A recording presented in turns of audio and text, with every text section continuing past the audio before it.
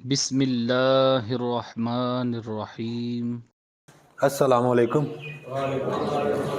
English grammar में आज हम सबसे अहम पार्ट ऑफ स्पीच पढ़ेंगे जो कि है वर्ब। सबसे पहले इसकी डेफिनेशन करते हैं। A word that expresses an action or a state of being. Action या तो ये किसी काम के होने को ज़ाहिर कर रहा होता है, वर्ब जो है इंग्लिश में, या फिर स्टेट ऑफ बीइंग होता है किसी चीज़ का मौजूद होना। उसमें एक्शन तो नहीं हो रहा होता, सिर्फ किसी चीज़ के होने का बयान किया जा रहा होता है। उस वर्ड में बज़ाहिर कोई एक्शन नज़र नहीं आ रहा होता। एग्जांपल्स देखते हैं। एक्शन वर्ब्स की एग्जांपल्स हैं, शी आयरनड द क्लोथ्स, उसने कपड़े इस्त्री किए। अब इसमें एक्शन क्या हो रहा है? आयरनिंग का, इस्त्री करने का, यानी आपको हरकत करनी पड़ती है और ये एक्शन होता आपको नज़र आ रहा होता है। दूसरी एग्जांपल है एक्शन वर्ब्स की, ही ड्रॉव द कार, उसने कार ड्राइव की, कार को चलाया। अब इसमें आपका एक्शन वर्ब क्या है? Action word driving. जब कोई बंदा ड्राइव कर रहा होता है तो उसका काम होता नज़र आता है कि नहीं? हमें आता है ना। इसके बरक्स जो वर्ब्स होते हैं स्टेट ऑफ बीइंग को ज़ाहिर करने वाले, उनमें ज़ाहिर कोई काम होता नज़र नहीं आ रहा होता हमें। एग्जांपल्स हैं स्टेट ऑफ बीइंग वर्ब्स की, शी फील्स टायर्ड, वो महसूस कर रही है थकन। अब कोई बंदा महसूस कर रहा हो तो आपको कोई काम होता नज़र आ रहा होता है उसमें। ही प्रेफर्स कॉफ़ी, वो तरजीह देता है या बेहतर समझता है कॉफ़ी को। इसमें कोई काम होता नज़र आता है बाहर, जिस तरह के इन वर्ब से ज़ाहिर हो रहा होता है। तो ज़्यादा इंग्लिश में जो वर्ब्स हैं वो कौन से हैं? एक्शन वर्ब्स हैं, जबकि ऐसे वर्ब जो स्टेट ऑफ बीइंग को ज़ाहिर करते हैं वो कंपैरेटिवली कम होते हैं। ठीक है जी। अब हम करते हैं इसकी कि वर्ब्स की टाइप्स कितनी हैं, ताकि आपको सारी टाइप्स का अच्छी तरह पता लग सके। वर्ब्स की सबसे पहली टाइप है action verbs. Action verbs describe actions, जैसा कि नाम से ज़ाहिर है ये काम के होने को ज़ाहिर कर रहे होते हैं। They describe things a person can do और डेमोन्स्ट्रेट। एक्शन वर्ब्स ऐसे कामों को ज़ाहिर करते हैं जो कि कोई शख्स कर सकता है या उन कामों का मुज़ाहरा आपको होता नज़र आ रहा होता है। यानी ही सिंग्स अ सॉन्ग, वो गाना गाता है। जब कोई बंदा गाना गा रहा हो तो आपको कोई काम होता नज़र आ रहा होता है कि नहीं? यानी गाना गाने का जो काम है ये आप वो डेमोन्स्ट्रेट कर सकता है, यानी आपको ये काम होता नज़र आ रहा होता है। दे राइट लेटर्स, वो ख़त लिखते हैं।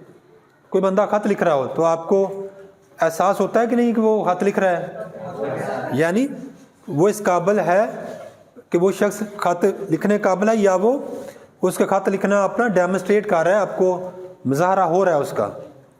आप देख सकते हैं उसको ये काम करते। She asked me a question, उसने मुझसे एक सवाल पूछा। तो पूछने का काम वैसे ही बजाते खुद ही एक एक्शन है। तो इस तरह के जितने वर्ड्स हैं जो ज़ाहिर कर रहे होते हैं किसी काम के होने को, या जिनके ज़रिए कोई शख्स अपने काम का मुज़ाहरा आपके सामने कर रहा होता है, वो आप इंक्लूड करेंगे एक्शन वर्ब्स में। ठीक हो गया जी। वर्ब्स की सेकंड टाइप है ट्रांजिटिव वर्ब्स। ट्रांजिटिव वर्ब्स ऐसे एक्शन वर्ब्स होते हैं that are always followed by a direct object, जिनके फ़ौरन बाद, यानी ट्रांजिटिव वर्ब्स जब सेंटेंस में इस्तेमाल होंगे तो इनके फ़ौरन बाद हमें डायरेक्ट ऑब्जेक्ट लगाना पड़ेगा। अब डायरेक्ट ऑब्जेक्ट क्या होता है? समवन, कोई शख्स, और समथिंग, या कोई चीज़, that is receiving the action, जो कि ट्रांजिटिव वर्ब में होने वाला जो एक्शन है, ऐसा एक्शन जो ट्रांजिटिव वर्ब से ज़ाहिर हो रहा है, उसको रिसीव करने वाला जो शख्स होता है या जो चीज़ होती है उसको हम क्या बोलते हैं? Direct object. एग्जांपल्स देखते हैं। आई ड्राइव आ कार, मैं एक कार को ड्राइव करता हूँ, चलाता हूँ। अब जब भी आप ड्राइविंग करते हैं तो जिस चीज़ की आप ड्राइविंग करते हैं वो आपको चाहिए कि नहीं? चाहिए। यानी कोई चीज़ लाजमी है ड्राइविंग के लिए। इसका मतलब कि जब भी आप ये वर्ब इस्तेमाल करेंगे इसके फ़ौरन बाद आपको लगाना पड़ेगा कि आप ड्राइव क्या कर रहे हैं। तो क्योंकि इसको ज़रूरत है डायरेक्ट ऑब्जेक्ट की, तो ये हमारा हो गया ट्रांजिटिव वर्ब। इसी तरह Ali kicked the ball, Ali ने किक लगाई बॉल को। अब देखिए ये जो काम है किक लगाने का, उसके लिए कोई रिसीवर चाहिए कि नहीं? चाहिए। आप हवा में तो किक नहीं लगाते रहते। आप जिस चीज़ को भी किक लगाते हैं, ठोकर लगाते हैं, वो चीज़ आपकी डायरेक्ट ऑब्जेक्ट होगी। लिहाजा किक लगाने के लिए डायरेक्ट ऑब्जेक्ट यानी इस एक्शन को, किकिंग के एक्शन को रिसीव करने के लिए कोई चीज़ या कोई शख्स चाहिए हमें, तो वो यहाँ पे होगा आपका डायरेक्ट ऑब्जेक्ट। और इसी वजह से ये वर्ब आपका ट्रांजिटिव वर्ब होगा, क्योंकि इसको डायरेक्ट ऑब्जेक्ट की ज़रूरत पड़ती है। ही रोट लेटर्स, उसने लिखे खत। अब जो भी चीज़ लिखी जाती है वो एक्शन रिसीव कर रही होती है। लेटर्स हो, कहानी हो, किताब हो, ठीक है। तो लिखने के एक्शन के लिए आपको डायरेक्ट ऑब्जेक्ट की ज़रूरत पड़ती है। इसी वजह से ये हमारा बन गया ट्रांजिटिव वर्ब। क्लियर हो गया आइडिया ये? और ये भी याद रखें कि हमारे जो एक्टिव वॉइस से पैसिव वॉइस हम बनाते हैं वो सिर्फ और सिर्फ ट्रांजिटिव वर्ब्स के मुमकिन होते हैं। वो सिर्फ और सिर्फ ट्रांजिटिव वर्ब्स के मुमकिन होते हैं, यानी हमें डायरेक्ट ऑब्जेक्ट चाहिए होता है एक्टिव वॉइस सेंटेंसेस को पैसिव वॉइस सेंटेंसेस में तब्दील करने के लिए। जी क्लियर हो गया? Third type of verbs is intransitive verbs. ये ऐसे एक्शन वर्ड्स या एक्शन वर्ब्स होते हैं that do not require direct objects. ये भी होते तो एक्शन वर्ड्स हैं या एक्शन वर्ब्स हैं, लेकिन इनको डायरेक्ट ऑब्जेक्ट की ज़रूरत नहीं होती। Nothing is receiving the action. In verbs से या इन वर्ड्स में जो एक्शन हो रहा होता है वो रिसीविंग एंड पे उस पर कोई नहीं होता।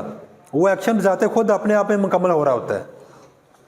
देखिए आई अराइव्ड, मैं पहुंच गया, होम घर पर। तो अराइव्ड आपका इंट्रांजिटिव वर्ब है, इसको डायरेक्ट ऑब्जेक्ट की ज़रूरत नहीं है।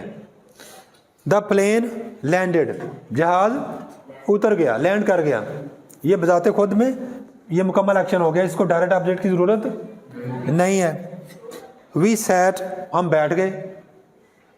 ऑन द फ्लोर, फर्श पर। तो ये जो बैठने का एक्शन है ये बजाते खुद अपने आप में ही मुकम्मल हो गया। इसको रिसीविंग कोई सैट, बैठने के अमल को रिसीव कर रहा है कोई? यानी ये आपका जो है ना सैट, अराइव्ड, लैंडेड और सैट, ये आपके इंट्रांजिटिव वर्ब्स हैं, क्योंकि इन एक्शंस को रिसीव कोई नहीं कर रहा होता। तो इंट्रांजिटिव वर्ब्स ऐसे वर्ड्स हैं जिनको डायरेक्ट ऑब्जेक्ट की ज़रूरत नहीं होती। Passive voice of intransitive verbs is not possible, क्योंकि एक्टिव वॉइस को पैसिव वॉइस बनाने के लिए हमें डायरेक्ट ऑब्जेक्ट की ज़रूरत पड़ती है। तो इनमें क्योंकि डायरेक्ट ऑब्जेक्ट ही कोई नहीं होता, इस वजह से इनका पैसिव वॉइस भी नहीं बनता। तो ये ज़हन में रखना आपने। इंट्रांजिटिव वर्ब्स जिनको डायरेक्ट ऑब्जेक्ट की ज़रूरत नहीं पड़ती उनका पैसिव वॉइस भी नहीं बनता। Next type of verbs is linking verbs. Linking verbs are not action verbs. पहली बात तो ये कि लिंकिंग वर्ब्स में कोई एक्शन ज़ाहिर नहीं हो रहा होता, ये एक्शन वर्ड्स नहीं होते। दूसरी अहम बात क्या है, these verbs link the subject to details about the subject.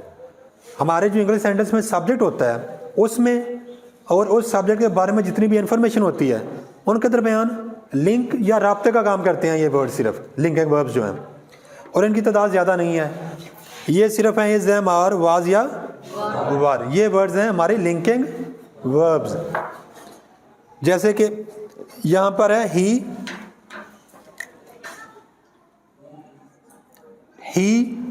An expert, अब ये हमारा सब्जेक्ट है और ये एक्सपर्ट की इंफॉर्मेशन किसके बारे में, ही के बारे में। तो ही और ही के बारे में जो इंफॉर्मेशन है उनके दरमियान राब्ते का काम कर रहा है इज, इसलिए ये क्या है, लिंकिंग वर्ब, क्योंकि ये लिंक ज़ाहिर कर रहा है। इसी तरह आई एम ज़ीशान, आई और ज़ीशान के दरमियान राब्ता करवा रहा है एम, और दे आर हैप्पी, वो खुश हैं। और इन दोनों के दरमियान सब्जेक्ट के और सब्जेक्ट के बारे में जो इन्फॉर्मेशन है, इन दोनों के दरमियान लिंक का काम कौन कर रहा है, आर। तो ये वर्ड जो है ना, क्योंकि लिंक का काम कर रहे हैं, इसलिए इनको क्या बोलते हैं हम, linking verbs. The fifth type of verbs is helping verbs. जैसे कि इसके नाम से ज़ाहिर है, हेल्पिंग वर्ब्स हेल्प करते हैं। किसकी, हेल्प द मेन वर्ब्स। किसी इंग्लिश सेंटेंस में किसी भी मेन वर्ब, यानी मेन वर्ब क्या उनसे होते हैं, एक्शन वर्ब्स। मेन वर्ब्स कौन से होते हैं, एक्शन वर्ब्स की हेल्प करते नजर आते हैं हमें। ये help the main verbs by extending their meaning. Helping verbs main verb की हेल्प करके मेन वर्ब्स के मीनिंग को एक्सटेंड करते हैं, उनके मीनिंग को बढ़ाते हैं या उनमें इजाफा कर देते हैं।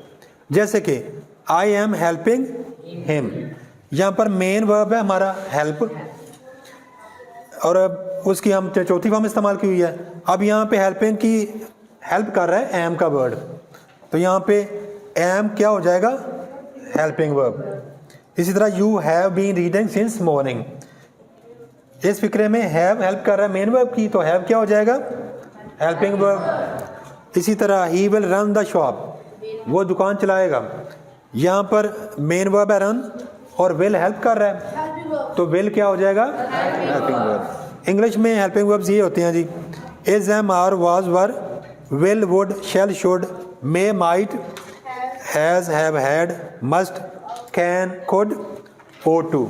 ठीक है जी। वर्ब्स की छठी और लास्ट टाइप है स्टेटिव वर्ब्स। इनको कुछ ग्रामर्स में कपूला वर्ब्स भी बोला जाता है, ठीक है। इसलिए कहीं कपूला का वर्ड ग्रामर में पढ़े तो परेशान नहीं होना, वो स्टेटिव वर्ब्स ही बयान कर रहे होते हैं। These verbs describe a position और स्टेट, किसी हालत को या किसी पोजीशन को बयान करते हैं ये वर्ब्स, क्योंकि स्टेट को बयान करते हैं इसलिए इनको स्टेटिव वर्ब्स बोला जाता है।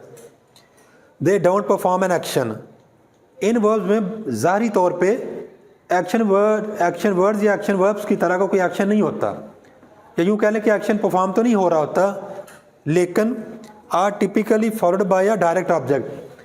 अमूमन आपको इनके बाद डायरेक्ट ऑब्जेक्ट मिल जाता है, और डायरेक्ट ऑब्जेक्ट अगर हमें मिल जाए फिक्रे में तो उनका पैसिव वॉइस बन सकता है, ये याद रखिए आप। देखिए, ही डिजर्व्स अ प्राइज, वो मुस्तहिक है एक प्राइज का।